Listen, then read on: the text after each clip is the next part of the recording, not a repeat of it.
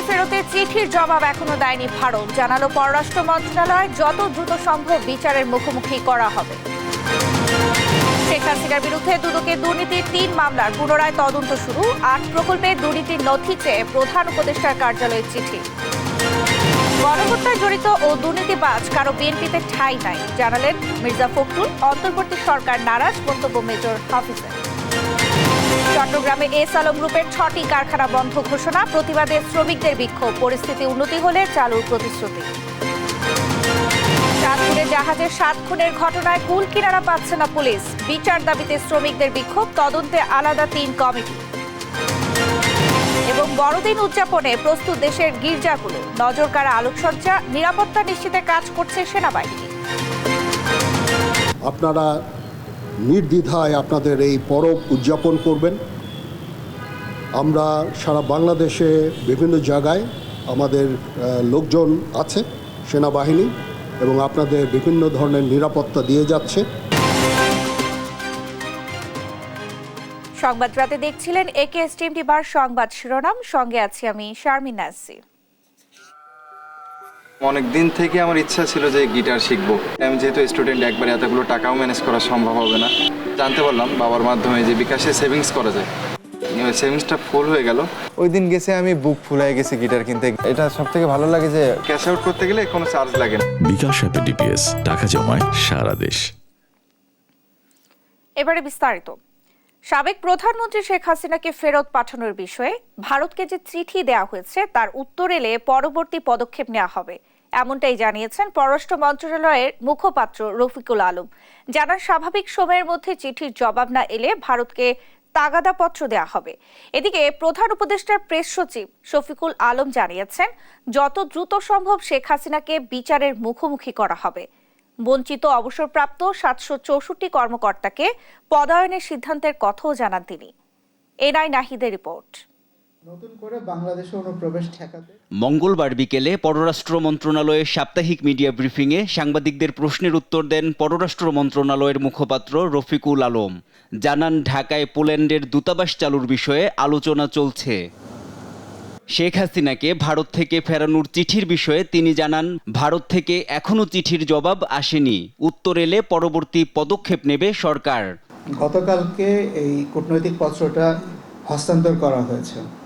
এই মুহূর্তে এটা নিয়ে কোনো মন্তব্য আমরা করব না, বরঞ্চ আমরা অপেক্ষা করব ভারত সরকারের উত্তরের জন্য। সেই উত্তরের উপর ভিত্তি করে বাংলাদেশ সরকারের পরবর্তী পদক্ষেপ নির্ধারিত হবে। মিয়ানমার থেকে নতুন করে অনুপ্রবেশ ঠেকাতে বিজিবি সহ সব সংস্থা সর্বোচ্চ সতর্ক অবস্থায় রয়েছে বলেও জানান মুখপাত্র। বাংলাদেশের স্বার্থ রক্ষার্থে বাংলাদেশ যা যা প্রয়োজন তা করবে। আমার মনে হয় যে এর চাইতে ক্লিয়ার কাট অ্যান্সার হতে পারে না। এদিকে উপদেষ্টা পরিষদের বৈঠক নিয়ে রাজধানীর ফরেন সার্ভিস একাডেমিতে ব্রিফ করেন প্রধান উপদেষ্টার প্রেস সচিব শফিকুল আলম। জানান, বঞ্চিত 764 কর্মকর্তাকে পদায়নের সিদ্ধান্ত নিয়েছে সরকার। এর মধ্যে 119 জন সচিব, 41 জন গ্রেড 1 এবং বাকিরা যুগ্ম সচিব ও উপসচিব পদে পদায়ন হবেন। 119 জনকে সচিব পদে, 41 জনকে গ্রেড 1-এ এবং অতিরিক্ত সচিব পদে 528 জন এবং যুগ্ম সচিব পদে 72 জন এবং উপসচিব পদে 4 জন কর্মকর্তাকে ভূতাপক্ষে পদোন্নতি প্রদানের সুপারিশ করেছে। প্রশ্নের জবাবে তিনি জানান, শেখ হাসিনার দুর্নীতির বিচার সরকারের অগ্রাধিকার। চোরতন্ত্র প্রতিষ্ঠায় তার সহযোগীদেরও মুখোশ উন্মোচন করা অন্তর্বর্তী সরকারের দায়িত্ব। উনি একটা চোরতন্ত্র এখানে জারি করেছিলেন। তো সেই চোরতন্ত্রে কারা কারা আসলে তার সাথে এই মহাচুরিতে জড়িত ছিল, এটা বাংলাদেশের মানুষ জানতে চায় এবং এটা জানানোটা আমাদের একটা নৈতিক দায়িত্ব। কি পরিমাণ বাংলাদেশের থেকে মানি চলে গেছে তার একটা ধারণা কিন্তু হোয়াইট পেপার দিয়েছে। $16 বিলিয়ন প্রতি বছর সাইফন অফ হয়েছে। আর ব্যাংকগুলো কিভাবে রবারি হয়েছে আপনারা তো দেখেছেন। এছাড়া গণভবনে জুলাই গণ অভ্যুত্থান স্মৃতি জাদুঘর প্রতিষ্ঠা এবং সাইবার সুরক্ষা অধ্যাদেশের খসড়ায় উপদেষ্টা পরিষদ চূড়ান্ত অনুমোদন দিয়েছে বলে জানান প্রধান উপদেষ্টার প্রেস সচিব। নজর আছে। এনআই নাহিদ, দেশ টিভি, ঢাকা। ক্ষমতাচ্যুত প্রধানমন্ত্রী শেখ হাসিনার বিরুদ্ধে ক্ষমতার অপব্যবহার করে 8 প্রকল্প বাস্তবায়নের আড়ালে 21,000 কোটি টাকা আত্মসাতের অভিযোগ অনুসন্ধান শুরু করেছে দুর্নীতি দমন কমিশন দুদক। মঙ্গলবার ৮ প্রকল্পের তথ্য চেয়ে প্রধান উপদেষ্টার কার্যালয় সহ বিভিন্ন দপ্তরে চিঠি পাঠিয়েছে সংস্থাটি। এছাড়াও 2 সংসদ সদস্যের বিরুদ্ধেও মামলা করেছে দুদক। ফজলে আদিত্যের প্রতিবেদন। বিগত আওয়ামী সরকার আমলে বিভিন্ন উন্নয়ন প্রকল্পের নামে শেখ হাসিনার পরিবার হাজার হাজার কোটি টাকার দুর্নীতির তথ্য বিভিন্ন গণমাধ্যমে প্রকাশিত হয়েছে। এবার প্রধান উপদেষ্টা সহ বিভিন্ন দপ্তরে ৮ প্রকল্পের তথ্য চেয়ে চিঠি দিয়েছে দুদক। চিঠিতে উল্লেখ রয়েছে প্রতারণা, অনিয়ম, দুর্নীতির মাধ্যমে মিরসরাই অর্থনৈতিক অঞ্চল, কুরুস্কুল বিশেষ আশ্রয়ন প্রকল্প 2, ব্যবসা অর্থনৈতিক অঞ্চল, বঙ্গবন্ধু শেখ মুজিব শিল্পনগরীতে পানি শোধনাগার ও গভীর নলকূপ স্থাপন প্রকল্প, মডার্ন ফায়ার সার্ভিস স্টেশন স্থাপন প্রকল্প, মিরসরাই ভারতীয় অর্থনৈতিক অঞ্চল স্থাপন প্রকল্প এবং বঙ্গবন্ধু শেখ মুজিব শিল্পনগর উন্নয়ন প্রকল্প। উল্লেখিত 8টি প্রকল্পের নামে 21,000 কোটি টাকা লোপাট করেছেন শেখ হাসিনা। এইসব প্রকল্প সংশ্লিষ্ট যাবতীয় নথিপত্র চাওয়া হয়েছে দুদকের চিঠিতে। অনুসন্ধান কমিটি গঠন করা হয়েছে এবং অনুসন্ধান দলের সদস্যরা দালিলিক প্রমাণাদি সংগ্রহের জন্য বিভিন্ন দপ্তরে পত্র লিখছেন। এটা তাদের অনুসন্ধান কাজের অংশ। অভিযোগ প্রমাণের সহায়ক এবং অভিযোগ সংশ্লিষ্ট যারা থাকবেন তাদের সবাইকে তাদের কাছে জিজ্ঞাসাবাদ করা হবে। এছাড়া মানি লন্ডারিং প্রতিরোধ আইনে সাবেক স্থানীয় সরকার প্রতিমন্ত্রী স্বপন ভট্টাচার্য ও তার স্ত্রীর বিরুদ্ধে মামলা করেছে দুদক। আর রাজশাহী 5 আসনের সাবেক এমপি মনসুর রহমানের বিরুদ্ধে মামলা হয়েছে জ্ঞাত আয় বহির্ভূত সম্পদ অর্জন ও ভোগ দখলের অভিযোগে।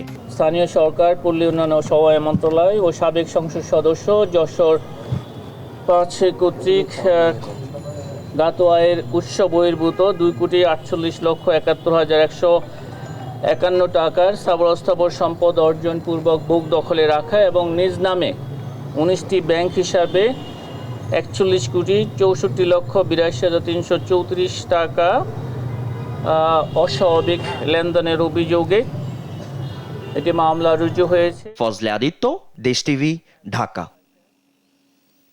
সন্ত্রাসী ও দুর্নীতিবাজদের বিএনপিতে ঠাঁই হবে না বলে হুঁশিয়ারি দিয়েছেন বিএনপি মহাসচিব মির্জা ফখরুল ইসলাম আলমগীর। দুপুরে ঠাকুরগাঁয়ে দুস্থদের মাঝে শীতবস্ত্র বিতরণ করে এসব কথা বলেন তিনি। এদিকে গুলশানে বিএনপি চেয়ারপারসনের কার্যালয়ের এক অনুষ্ঠানে বিএনপির স্থায়ী কমিটির সদস্য আমির খসরু বলেন, সংস্কার করতে হবে সংসদে, যা করবে নির্বাচিত প্রতিনিধিরাই। বিস্তারিত নিয়াজ মোর্শেদের প্রতিবেদনে। অন্তর্বর্তী সরকার বিএনপির প্রতি নারাজ মন্তব্য করে স্থায়ী কমিটির সদস্য অবসরপ্রাপ্ত মেজর হাফিজউদ্দিন আহমেদ বলেন, বিএনপি অন্যায় করলে ব্যালটে তার জবাব দেবে জনগণ। বিকেলে রাজধানীর একটি হোটেলে জিয়া আন্তঃথানা ফুটবল টুর্নামেন্টের জার্সি ও ট্রফি উন্মোচন অনুষ্ঠানে অংশ নিয়ে এসব কথা বলেন। তত্ত্বাবধায়ক সরকার মনে হয় আমাদের উপর একটু নারাজ আছে। কেন নারাজ? আমার দোষ নয়। আমি বুঝি নারাজ হওয়ার একটাই কারণ, এখন নির্বাচন দিলে বিএনপি ক্ষমতায় আসবে। তো ভাই, এটা কি আমাদের দোষ? আমাদের কি অপরাধ? পাবলিক যদি আমাদের ভোট দেয়, আপনাদের কিসের তকলিফ? আর সংস্কার করতে হবে সংসদে মন্তব্য করে বিএনপির আরেক স্থায়ী কমিটির সদস্য আমির খসরু মাহমুদ চৌধুরী বলেন, নির্বাচিত প্রতিনিধিরাই সংস্কার করবে। বিকেলে গুলশানে বিএনপির চেয়ারপারসন কার্যালয়ে লিয়াজু কমিটির বৈঠক শেষে এসব কথা বলেন তিনি। বাংলাদেশের বর্তমান অর্থনৈতিক, সামাজিক, রাজনৈতিক এবং বৈদেশিক যে বিষয়গুলো আজকে আমরা সম্মুখীন হচ্ছি, সেগুলো একটা নির্বাচিত সরকারের পক্ষে দ্রুত সমাধান দেওয়া সম্ভব। সংস্কার করতে হবে সংসদে। এদিকে দুপুরে ঠাকুরগাঁও প্রেস ক্লাব চত্বরে দুস্থ ও অসহায়দের মাঝে কম্বল বিতরণের সময় বিএনপির মহাসচিব মির্জা ফখরুল ইসলাম আলমগীর বলেন, সন্ত্রাসী, গণহত্যায় জড়িত ও দুর্নীতিবাজরা কেউ বিএনপিতে ঠাঁই পাবে না। যারা সন্ত্রাসী, যারা গণহত্যার সঙ্গে জড়িত হয়েছিল, যারা হত্যা করেছে, দুর্নীতির সঙ্গে জড়িত, তাদের কাউকে বিএনপিতে না হবে। একমাত্র উপায় হচ্ছে দুর্নীতি, ফ্যাসিবাদ থেকে উত্তরণের উপায় হচ্ছে একটি গণতন্ত্রকে প্রতিষ্ঠিত করা। এ সময় তিনি আরো বলেন, গণতান্ত্রিক প্রতিষ্ঠানগুলিকে যদি দাঁড় করানো যায়, সেটাই হবে গণতন্ত্র রক্ষায় সবচেয়ে বড় রক্ষা কবচ।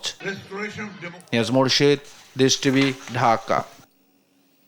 এদেশে মসজিদে যেমন সুরক্ষিত পরিবেশে ইবাদত পালন করে মুসলমানরা, তেমনি অন্য ধর্মের উপাসনালয়গুলো সুরক্ষিত পরিবেশে তাদের ইবাদত পালন করবে বলে মন্তব্য করেছেন জামায়াতের আমির ডাক্তার শফিকুর রহমান। মঙ্গলবার বাংলাদেশ জামায়াতে ইসলামী গাইবান্ধা জেলা শাখা আয়োজিত কর্মী সম্মেলনে প্রধান অতিথির ভাষণে এসব কথা বলেন তিনি। এ সময় তিনি বৈষম্যহীন সমাজ গঠনের কথাও বলেন। দীর্ঘ প্রায় 2 যুগ পর এই মাঠে প্রকাশ্য সমাবেশ করল জামায়াত। জেলা জামায়াতের আমির জননেতা আব্দুল করিম সরকারের সভাপতিত্বে সমাবেশে বিশেষ অতিথি হিসেবে উপস্থিত ছিলেন জামায়াতে ইসলামীর সহকারী সেক্রেটারি জেনারেল মাওলানা আব্দুল হালিম, কেন্দ্রীয় কর্ম পরিষদ সদস্য অধ্যক্ষ মমতাজ উদ্দিন। দুর্বলের উপরে সবলের অত্যাচার চলতে দেওয়া হবে না। অফিস, আদালত, মিল, ফ্যাক্টরি, ইন্ডাস্ট্রি, কোর্ট কাছারি সব জায়গা থেকে ঘুষ নির্মূল করতে হবে, বৈষম্য দূর করতে হবে। মালিক তার বিনিয়োগের মূল্য পাবে, শ্রমিক তার ঘামের মূল্য ঠিক মতো পাবে। চট্টগ্রামে এস আলম গ্রুপের 6 কারখানা অনির্দিষ্টকালের জন্য বন্ধ ঘোষণা করা হয়েছে। মঙ্গলবার দুপুরে গ্রুপের মানব সম্পদ ও প্রশাসন বিভাগের প্রধান মোহাম্মদ বোরহান উদ্দিনের স্বাক্ষরিত নোটিশে বন্ধের বিষয়টি জানানো হয়। এতে কর্ণফুলীর 2টি স্থানে জড়ো হয়ে বিক্ষোভে নামে শ্রমিকরা। বন্ধ ঘোষিত কারখানা হল S Alam refined sugar industries, S Alam power plant limited, S Alam cold rolled steels limited, S Alam cold rolled steels limited, S Alam power generation limited ও infinity CR strips industries limited. 6 কারখানায় 12,000-এর বেশি কর্মী ছিল। হঠাৎ করে কারখানা বন্ধের ঘোষণায় বিপাকে পড়েছেন শ্রমিক কর্মচারীরা। বন্ধ করে দিচ্ছে, এই ফ্যাক্টরিটা কিসের জন্য বন্ধ করে দিচ্ছে, কি কারণে বন্ধ করে দিচ্ছে, এটা আমরা জবাব চাই। এখনো উদ্ঘাটন হয়নি চাঁদপুরে জাহাজের 7 জনকে হত্যার রহস্য। জাহাজ থেকে উদ্ধার মরদেহের 6 জনের পরিচয় মিলেছে। এ ঘটনায় বিক্ষোভ মিছিল করেছে নৌযান শ্রমিক ফেডারেশন। জড়িতদের দ্রুত আইনের আওতায় আনা না হলে সারা দেশে নৌ চলাচল বন্ধের হুঁশিয়ারি দেন তারা। এদিকে চাঁদপুর জেলা প্রশাসন, জেলা পুলিশ ও নৌ পুলিশ আলাদা তদন্ত কমিটি গঠন করেছে। আরো জানাচ্ছেন আপন অপু। চাঁদপুরের মেঘনায় নোঙর করা জাহাজ থেকে 7 মরদেহ উদ্ধারের ঘটনায় কাটছে না চাঞ্চল্য। রহস্য উদ্ঘাটনে মাঠে নেমেছে সিআইডি, পিবিআই ও পুলিশের একাধিক টিম। ইতোমধ্যে শনাক্ত হয়েছে মেসার্স বৃষ্টি এন্টারপ্রাইজের জাহাজ আল বাখেরা থেকে উদ্ধার মরদেহগুলোর পরিচয়। নিহতরা হলেন জাহাজের মাস্টার কিবরিয়া, ইঞ্জিন চালক সালাউদ্দিন, সুকানি আমিরুল মুন্সি, গ্রিজার সজিবুল, আজিজুল ও মাজেদুল ইসলাম। জানা যায়নি নিহত একজনের নাম। আর আহত হলেন জুয়েল। আহত ও নিহত ব্যক্তিদের বাড়ি ফরিদপুর ও নড়াইল জেলায়। বৃষ্টি এন্টারপ্রাইজের আরেক জাহাজ মুগনি 3-এর মাস্টার বাচ্চু মিয়া জানান, সার বহনকারী আল বাখেরা রোববার সকাল 8টায় চট্টগ্রাম ছাড়ে। রাতে বিচ্ছিন্ন হয়ে পড়ে যোগাযোগ। পরে মালিক পক্ষের নির্দেশে মুগনি 3 জাহাজটি মাওয়া থেকে ঘটনাস্থলে গিয়ে বাখেরাকে দেখতে পায়। জাহাজে গিয়ে সবাইকে রক্তাক্ত অবস্থায় পড়ে থাকতে দেখে কল দেয় 999-এ। নৌ পুলিশ জানায়, জাহাজটি থেকে প্রথমে 5 জনের মরদেহ এবং 3 জনকে আহত অবস্থায় উদ্ধার করা হয়। চাঁদপুর সরকারি জেনারেল হাসপাতালে পাঠালে চিকিৎসক 2 জনকে মৃত ঘোষণা করে। একজনকে প্রাথমিক চিকিৎসা দিয়ে পাঠানো হয় ঢাকায়। এটিকে পরিকল্পিত হত্যাকাণ্ড দাবি করে দ্রুত বিচার চেয়েছেন নিহতের স্বজনরা। ওনার আঘাতগুলো দেখে প্রত্যেকটা একই সাইডে আঘাত করা, হাতে অন্য কোনো জায়গায় স্পর্শ বা অন্য কোনো কাটা ছিঁড়া নাই, সেটা দেখে মনে হলো এটা একটা পরিকল্পিত একটা হত্যাকাণ্ড। আমার ভাইয়ের অনেক স্বপ্ন ছিল 10 তারিখে মেয়েটার বিয়ে দিয়ে সে দিতে পারলো না ঘাতক সন্ত্রাসীর কারণে। আমাদের একটাই দাবি আপনাদের মাধ্যমে, সেটা হচ্ছে আমরা এই ঘটনার সুষ্ঠু বিচার চাই এবং এই ধরনের ঘটনা যাতে পুনরাবৃত্তি না ঘটে। এদিকে নিহত ও আহত প্রত্যেক পরিবারকে 20 লাখ টাকা করে সহায়তার দাবি জানিয়েছেন নৌযান পরিবহন শ্রমিকরা। মঙ্গলবার সকালে চাঁদপুর লঞ্চ ঘাটে বিক্ষোভ মিছিল ও সমাবেশ করে। এ সময় দ্রুত হত্যাকাণ্ডের বিচারও দাবি করেন নৌ শ্রমিকরা। আগামী 72 ঘন্টা যে আলটিমেটাম দিলাম, এই আলটিমেটামের মধ্যে খুনিদেরকে দ্রুতগতিতে ধরে এনে আইনের আওতায় যদি আনতে না পারে, ইনশাআল্লাহ আমরা 26 তারিখ দিবাগত রাত্রি 12:01 থেকে আদৌ কাজ করবো কি করবো না। পুলিশ জানায়, মাঠে নেমেছে তদন্তকারী দল। দ্রুতই উদ্ঘাটন হবে রহস্য। যেহেতু ওই জাহাজে 8 জন নাবিক ছিলেন এবং এই একজনই মাত্র এখন বেঁচে আছেন, তো আমরা অল্প সময়ের মধ্যে তার সাথে কথা বলতে সক্ষম হব এবং আমরা এই হত্যাকাণ্ডের মোটিভ বের করতে সক্ষম হব, এটা আমরা প্রত্যাশা করছি। চাঞ্চল্যকর হত্যা রহস্য উদ্ঘাটনে কার্যকর ব্যবস্থা নেবে প্রশাসন, এমনটাই চাওয়া ভুক্তভোগীদের স্বজন ও এলাকাবাসীর। নিউজ ডেস্ক, দেশ টিভি। অনেক দিন থেকে আমার ইচ্ছা ছিল যে গিটার শিখবো। আমি যেহেতু স্টুডেন্ট, একবারে এতগুলো টাকাও ম্যানেজ করা সম্ভব হবে না। জানতে পারলাম বাবার মাধ্যমে যে বিকাশে সেভিংস করা যায়। সেভিংসটা ফুল হয়ে গেল। ওই দিন গেছে আমি বুক ফুলাই গেছি গিটার কিনতে। এটা সব থেকে ভালো লাগে যে ক্যাশ আউট করতে গেলে কোনো চার্জ লাগে না। বিকাশ অ্যাপে ডিপিএস টাকা জমায় সারা দেশ। চাঁদপুরে জাহাজের চালক সহ 7 জনকে হত্যার ঘটনায় তদন্ত চলছে বলে জানিয়েছেন নৌ উপদেষ্টা এম সাখাওয়াত হোসেন। মঙ্গলবার সকালে চট্টগ্রাম বন্দরের বিভিন্ন স্থাপনা পরিদর্শনে গিয়ে তিনি এই কথা বলেন। এ সময় তিনি 3 মাসেও চট্টগ্রাম বন্দরের কার শেডে পড়ে থাকা গাড়ি নিলাম না হওয়ায় ক্ষোভ জানান। একই সঙ্গে আগামী 31 জানুয়ারির মধ্যে নিলাম সম্পন্ন করার নির্দেশ দেন উপদেষ্টা। চট্টগ্রাম বন্দরকে গতিশীল ও আধুনিক করতে সরকারের পক্ষ থেকে সব ধরনের ব্যবস্থা নেওয়ার কথা জানান উপদেষ্টা। শুনেছি বিআইডব্লিউটিএ এবং সবকে মিলিয়ে একটা ইনকোয়ারি করছে।